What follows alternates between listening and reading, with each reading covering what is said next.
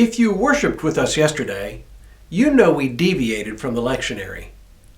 We enjoyed the children's annual Christmas pageant during the service, which meant we didn't read the lectionary texts and I didn't preach. What you need to know is that yesterday's gospel reading for the third Sunday of Advent for Year C was from Luke chapter 3, verses 7 through 18, a continuation of the story of John the Baptist's ministry in the wilderness around the Jordan River. As it turns out, in Year A, this portion of the story of John the Baptist from Matthew appears in the second Sunday of Advent. So for this third Sunday in Year A, the reading from Matthew focuses on another place we meet John in the gospel narratives, a place where John is in prison. There we read a critical piece of the Advent story that continues the theme of penitence in preparation for the coming of the kingdom. Hello, I'm Stuart Baskin, pastor of First Presbyterian Church of Tyler, Texas, and this is your daily devotional for Monday, December 13th, 2021. In this passage, Jesus is in the thick of his ministry, and his cousin John has been arrested and put in prison, where shortly he'll suffer beheading. But while in prison, he's not so cut off from the outside that he doesn't hear reports of what Jesus is doing. As a result, he takes action to find out if Jesus really is the promised Messiah. We pick up the story just after Jesus has been instructing his 12 disciples. When John heard in prison what the Messiah was doing, he sent word by his disciples and said to him, "Are you the one who is to come, or are we to wait for another?"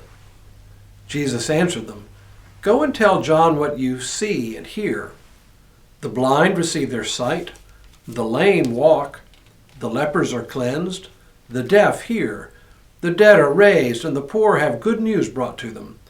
And blessed is anyone who takes no offense at me."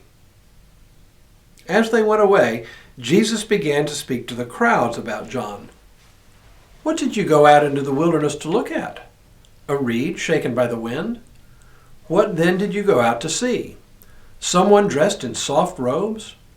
Look, those who wear soft robes are in royal palaces. What then did you go out to see? A prophet?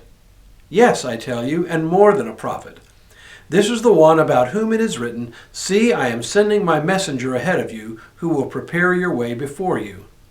Truly I tell you, among those born of women, no one has arisen greater than John the Baptist. Yet the least in the kingdom of heaven is greater than he." As usual, this passage is incredibly rich. There's a lot to talk about here, but because of its place in Advent, we are invited to focus on just one main element, Jesus' comments about John the Baptist, who he is, and what role he plays. Let's start at the beginning, though. John sends his disciples to ask Jesus whether he is the expected Messiah. But instead of answering directly, Jesus points to what he does. Heals the blind and the lame, brings hearing to the deaf, raises the dead, and delivers good news to the poor. This may be a little obscure for many, but these are direct references to at least 3 different passages from the prophet Isaiah. Isaiah 29, 18 and 19, Isaiah 35, 5 and 6, and Isaiah 61, 1. What he's saying is that he is indeed fulfilling the expectations of the prophets for the coming of God's kingdom through his Messiah. But it is what he says next that is so important. After John's disciples leave to give their report to John, Jesus turns to the crowd and asks them who they thought John was. They obviously thought he was someone important, Jesus implies, because, after all, they had gone out into the wilderness to see him. He's not a weak character, a reed shaken by the wind, and he's not a dandy, a man dressed in soft, luxurious robes. No, he's a prophet, but not just any prophet. Again, quoting from the prophets, this time from Malachi, Jesus says directly that John is the one who has been sent as the messenger of God to prepare the way for the Messiah. But it's what Jesus doesn't actually say, but clearly implies, that really is the point here. John is clearly a prophetic figure. His dress, his manner of speaking, his ability to confront authority without fear, all these are meant to tell us something about John, that he is a prophet. But it is what John has come to do that is important, to prepare the way for the Messiah.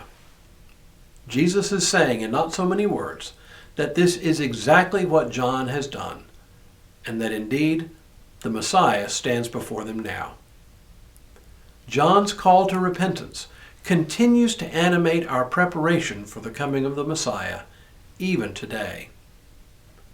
Tomorrow, we'll read one of the passages from Isaiah that Jesus alludes to in today's reading.